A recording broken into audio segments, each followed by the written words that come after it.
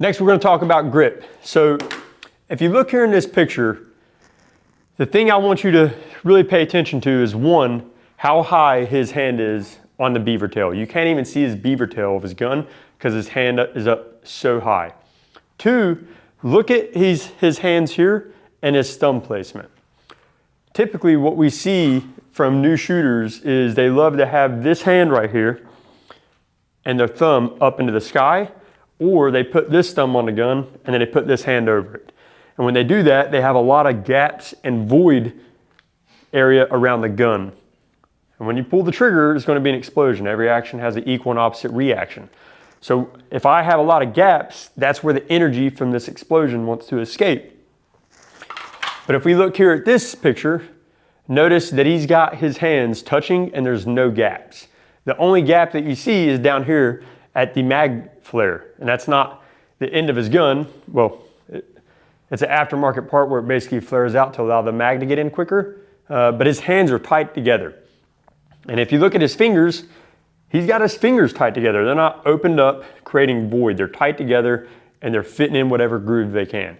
So if I'm trying to get a good grip, I start by getting these fingers tight on the frame. Again, my fingers straight and off the trigger up on the slide. And I've got my thumb pointing down range.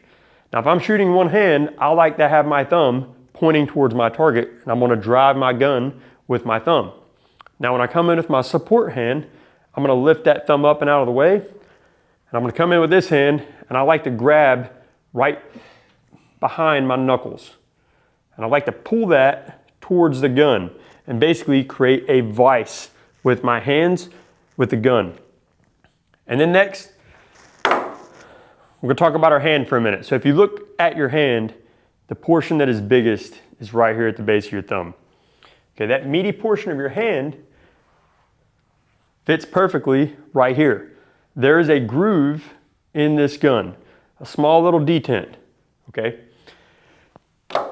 I like to think about this like a bucket seat in a car. A bucket seat was designed to hold your ass in place when you're buckled up going around a turn really fast.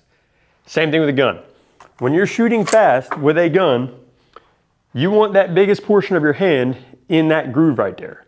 So I get my hands tight here and I get that big portion of my hand in that groove. From there, I'm basically rotating my hand forward. That groove fits in there and now I've got my thumb straight and along the frame. I don't want it up here on the slide though, because as Bobby was talking about with battery, if I've got my thumb on the serrations, I'm gonna risk putting that gun out of battery. Or I'm gonna be working this slide release on accident and the gun's never gonna lock to the rear and show me that I have a dry gun when I go empty. All right, so fingers tight together, meaty portion of hand in that little groove, thumb down the frame, and I've got my fingers all connected, no gaps. That is our grip.